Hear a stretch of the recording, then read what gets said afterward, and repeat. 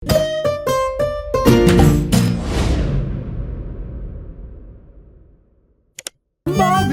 in Pika, dobra sta prijatelja. Mavrica. Na deževen poletni dan sta pikapolonica Pika in polž Bobby slabe volje sedela pod velikim listom. Nenadoma je sonce posijalo skozi oblake, a poletni naliv ni prenehal. Kmalu se je na nebu pojavila čudovita Mavrica. Čudovito je, sta vzkliknila. Bobby se je odločil, da bo splezal na Mavrico ter se zadrsal navzdol po drugi strani. Njegov prvi poskus se ni končal uspešno. Mislim, da moram poskusiti na drugi strani, je rekel Bobby. Bobby, verjemi mi, ne moreš plezati po Mavrici, je rekla Pika navdušenemu polžu. In nato si je Bobby izmislil nov načrt. Uporabil bom lestev. O, Bobby, to se mi res ne zdi dobra zamisel, je rekla Pika zaskrbljeno. Pika je imela prav. Bobby je postal jezen. Pika ga je začela milo rotiti. Pridi, igrajva se kaj drugega. Bobby se še vedno ni predal. Glej, Pika, prepričan sem, da bom lahko skočil na vrh od tukaj. A tudi ta načrt se je izjalovil. Pika je stekla k Bobbyju. Ali si v redu? Ga je vprašala. V redu sem, se je kujal Bobby. Bobby je postal zelo žalosten in Pika je poskusila vse, da bi ga razvedrila. Tukaj je šopek rož zate, je rekla prijazno. Vendar se Bobbyja ni dalo potolažiti. Medtem je dež prenehal in Mavrica je izginila. Vračala sta se proti domu z roko v roki. Pika je še poskušala potolažiti majhnega polža. Nasmehni se, Bobby, pojutrišnjem je tvoj rojstni dan. Prepričana sem, da boš dobil čudovita darila. Pika se je spomnila nečesa odličnega, ko je prišla domov. Za Bobbyja bom naredila mavrični tobogan, si je rekla. In tako se bodo lahko njegove sanje uresničile, saj se bo lahko zadrsal po Mavrici. Trod Baltazar in metuljčica Rozi sta ji pomagala. Tobogan so pobarvali z barvami Mavrice. Zavili so ga v rumen papir in nanj prilepili modro pentljo.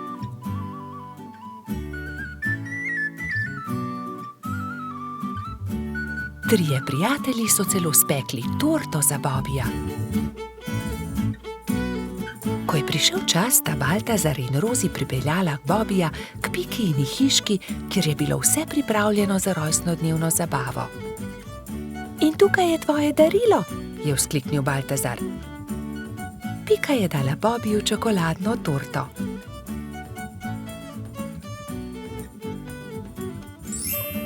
Resnična Mavrica. Mavrični tobogan, ali lahko preizkusim tobogan? Seveda lahko, je odgovorila Pika. Bobbyju je bil mavrični tobogan zelo všeč. Spet in spet se je spuščal po njem. Rozi in Baltazar sta bila tako vesela, da sta začela poplesovati naokoli. Veš, Pika, je končno rekel Bobby, to je res lepo darilo, hvala ti. Veliko prijateljev je prišlo pozneje na Bobbyjevo rojstnodnevno zabavo. Prišli so kobilica Skokica, koloradski hrošč Edi, kačja pastirka Zefira in celo hrošč Rogač Gašper je prišel.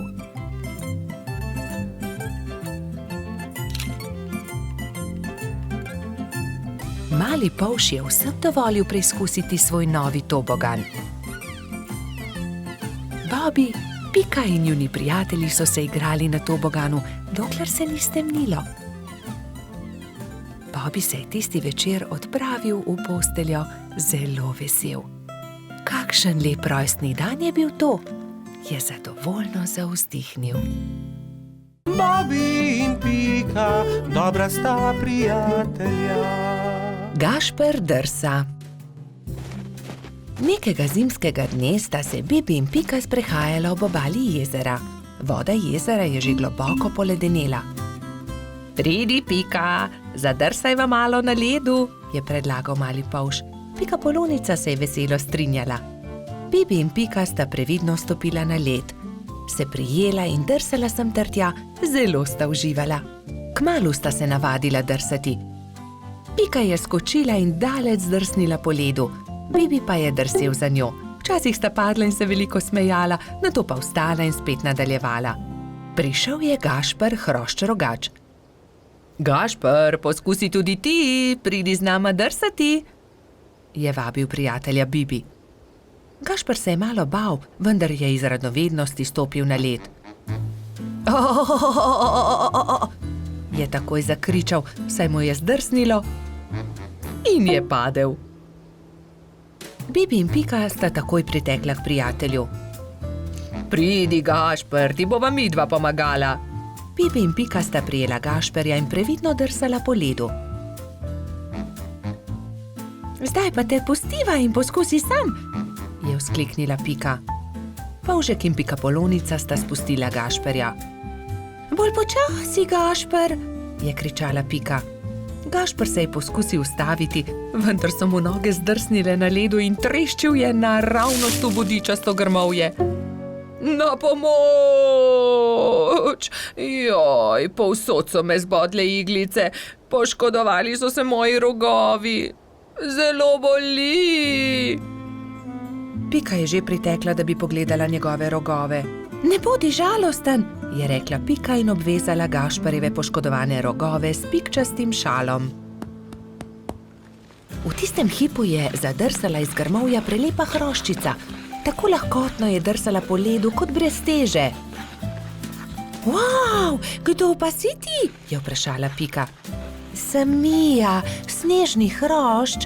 Živjo, Mija, to je Pikapolonica Pika, on je Gašper Hrošč Rogač, jaz sem pa polž Bibi. Se je vljudno predstavil Bibi. Kako si se naučila drsati tako hitro po ledu? Je vprašal Gašper. S drsalkami, je odgovorila snežna hroščica. To so takšni čeveljčki, s katerimi se lahko drsa na ledu, se morajo pritrditi na škornje. To je ostrina drsalke, to drsi po ledu. Si jih sama naredila? Je iz radovednosti vprašal Bibi.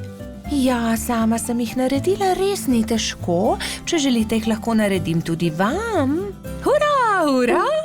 So naenkrat vzkliknili vsi trije. Bibi, Pika, Gašper in Mija so skupaj odšli do gozda. Mija je dobro pregledala veje, ki so ležale po tleh, in končno eno lepo in veliko izbrala.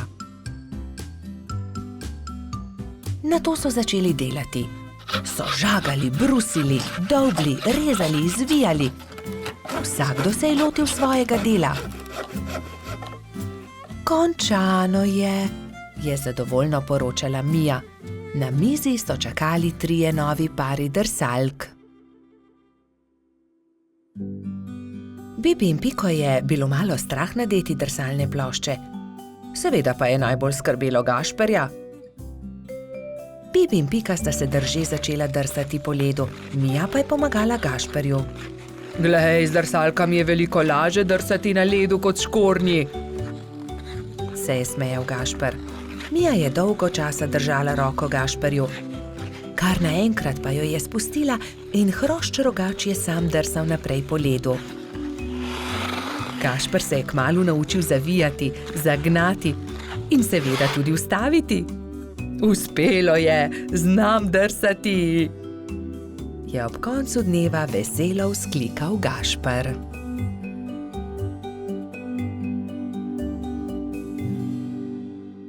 Bobi in Pika, dobra sta prijatelja.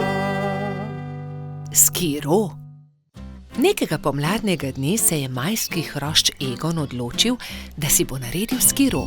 Ves dan je vrtal, rezljal, poliral in pridno delal. Ko je končal, ga je pobarval na črno in se odpravil svoj novi skiro pokazati tudi drugim. Fantje so ravno igrali košarko na travniku.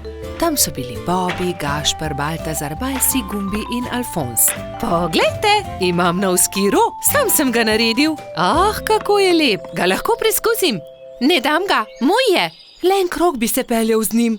Ja, tudi mi bi se radi peljali z njim. Le en krog, potem ti ga vrnemo. Ne dam, je znova dejal majski hrošč. Medtem ko so se Baltazar, Gašper in Egon prepirali, je Bajsi pograbil skuter in odbrzel z njim.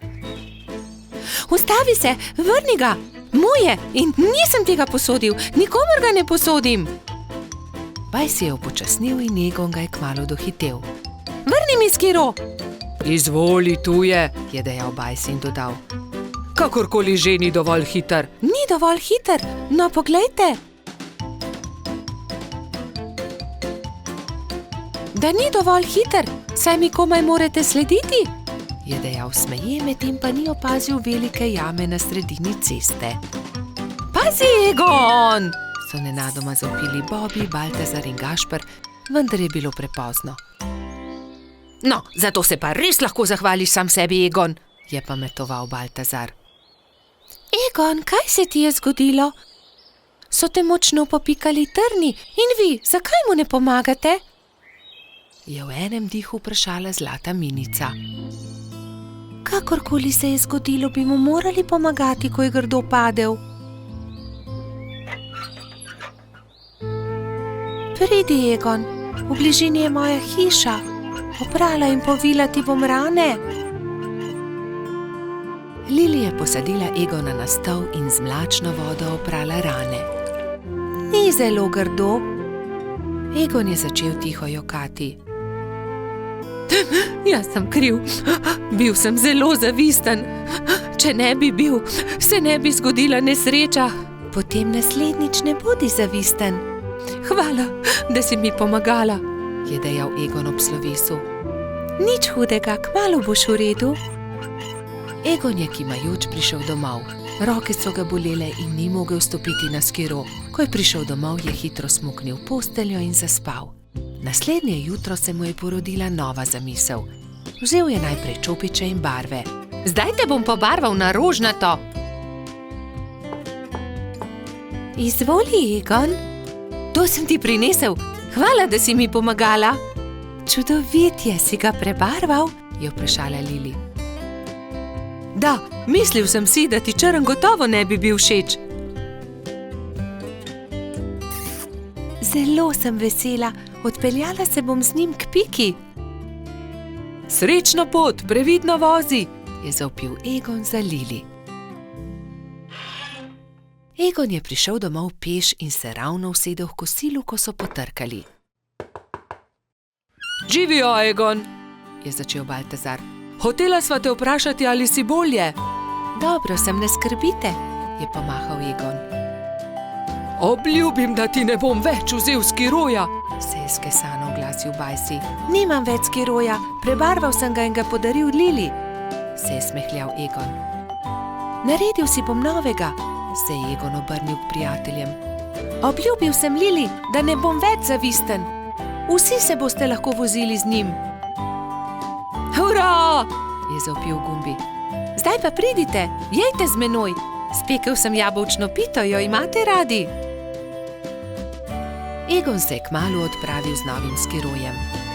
Pobarval ga je temno zeleno. Čez nekaj dni so se prijateljčki zbrali na travniku in izmenično s skirojema delali kroge.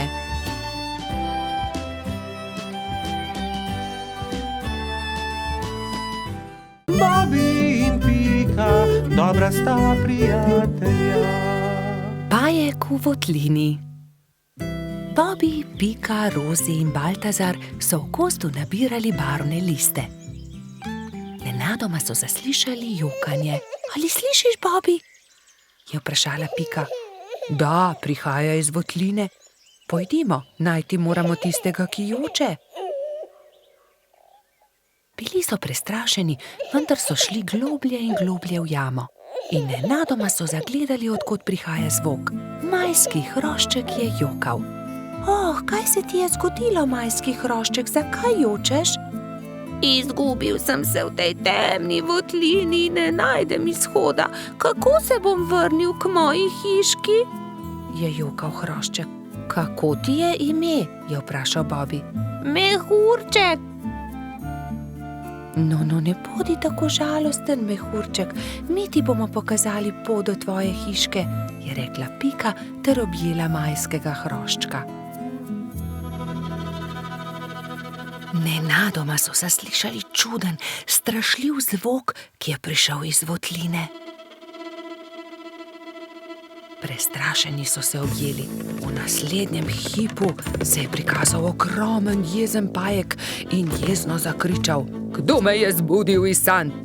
Kaj delate v moji votlini? Bežimo, je zavpil Baltazar in vsi so začeli bežati. Skrijmo se tukaj, je rekla Pika in vsi so se skrili za kamen.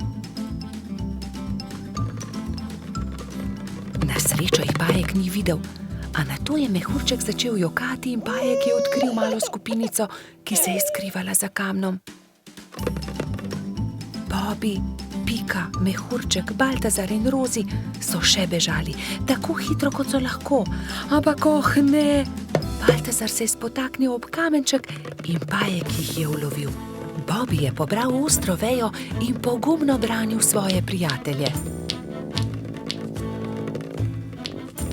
Izgini ti, grdi pajek, je zavpil.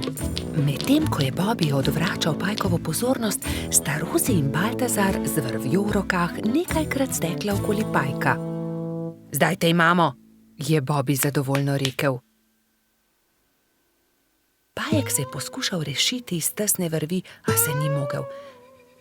Nenadoma je začel jokati. Nisem vam hotel nič. Če vam povem po resnici, še nikomur nisem storil nič žalega. Bil sem le jezen, ker ste me zbudili. Prosim, izpustite me, pokazal vam bom izhod iz votline. Nam res ne boš nič storil? Da, obljubim. Pridite, usedite se na moj hrbet in vas bom nesel. Vsi so se usedli na pajkov hrbet in kmalu prišli do odprtine. Čas je, da se poslovimo. Spet pridite v mojo votlino. Hvala za pomoč, pajek, je rekla Rozi. V tem času je mehurček zaspal v Pikapoloničinem naročju. Kaj naj storimo z njim, je vprašala Pika. Zgradimo mu voziček, je predlagal Bobi. In nemudoma so se lotili dela. Voziček je bil sestavljen iz kostanjeve lupine, koleščka pa iz vejic. Kje je pa njegova hiška? Jaz vem, je vzkliknila Rozi.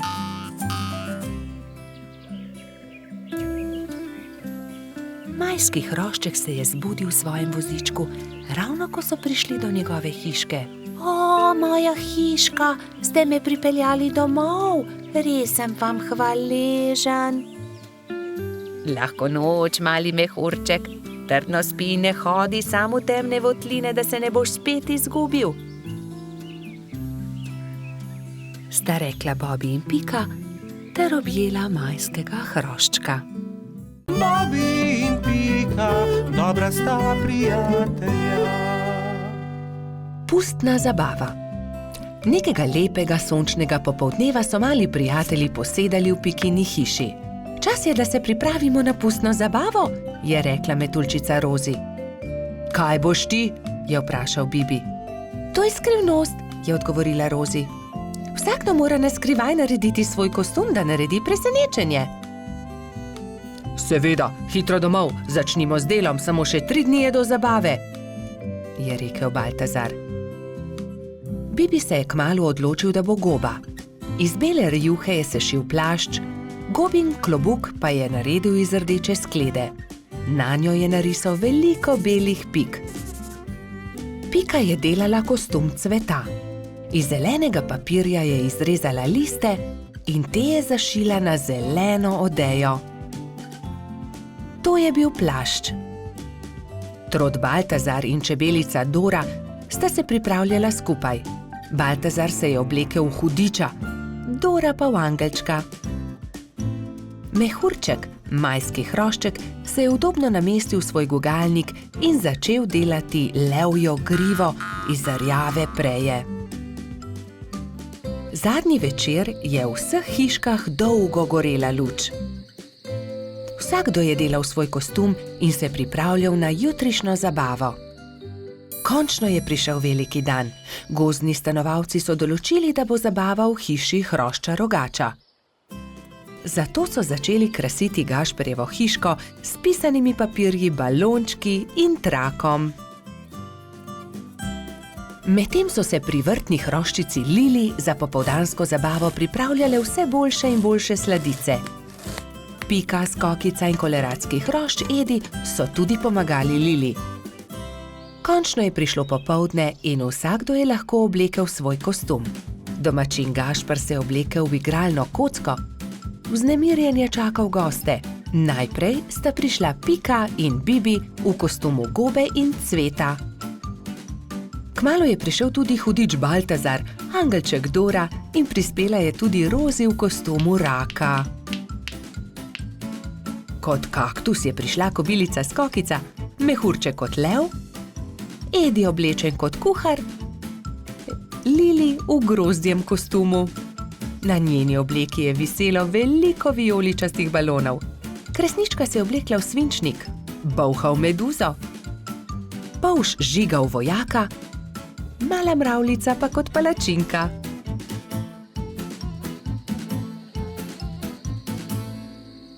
In takrat je objokano priletela kačja pastirka Zefira.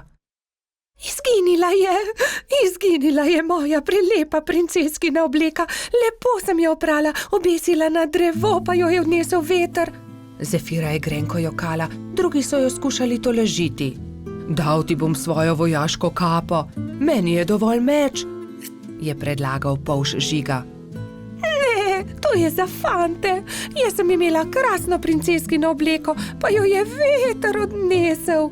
Že vem, naredili ti bomo nov kostum, je rekla Skokica. Kostum sončka. To pa je bilo Zefiri že bolj všeč. Rumena zavesa bo ravno pravšnja za obleko, je vzkliknila Pika. Sončne žarke pa bomo naredili iz tega rumenega papirja, je rekel Gašper in vzel na traku viseče papirnate okraske. In vsi so lepili, rezali, šivali, ustvarjali in kmalu dokončali lep kostum sončka. Jaz ti bom pa za večer dala mojo malo lučko. Svinčnik tako ne rabi lučke, je nasmejano rekla Kresnička. Hvala lepa, je rekla Zefira in bila tako srečna, da je zardevala od sreče. Mali prebivalci gozda so peli, plesali in vsi so menili, da ima najbolj zanimiv kostum prav Zefira. Saj sonček, ki tudi ponoči sije, je zares poseben.